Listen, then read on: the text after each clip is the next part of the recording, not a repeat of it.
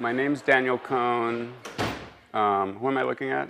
Okay. I'm a self-employed artist. I've been collaborating with a genomics research institute for 10 years.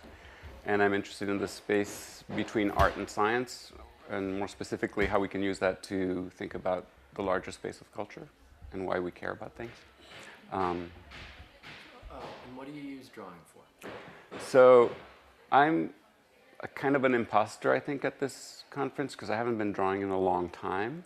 And I'm not sure what elements I use to draw anymore with. I do write things and make sketches, but I think at the moment I'm drawing more with ideas. So I'm trying to connect people, and I'm drawing by exploring an idea landscape, an ideascape.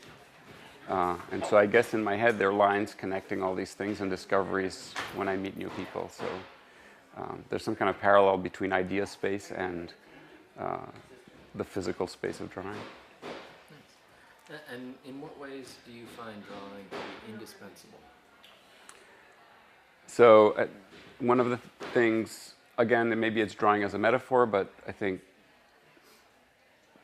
drawing as we think of it happens at an intersection that I think is very powerful, and that is at the point of intersection between the body and the world in some sense. It's a focus, it's a point at which meaning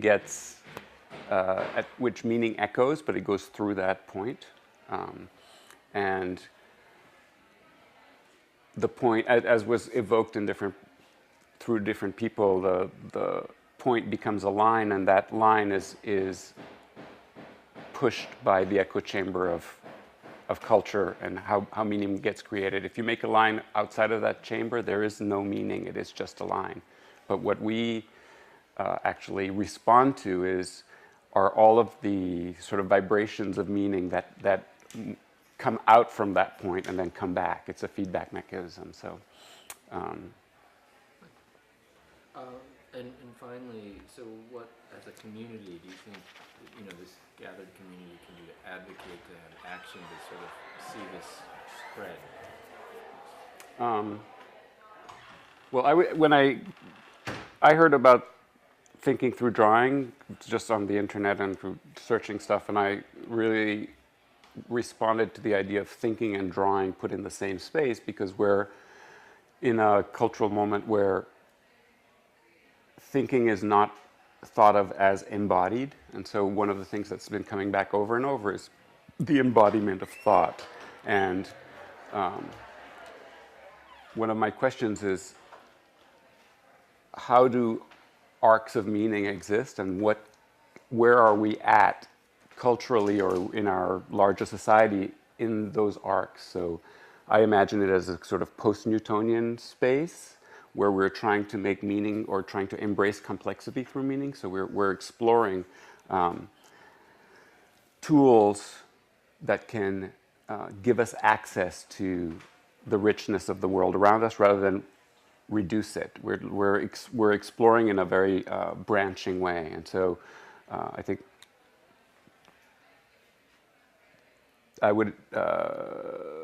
think the conference is going in that direction already in terms of focusing on a practice, but bringing in, embracing the divergence of practices. So,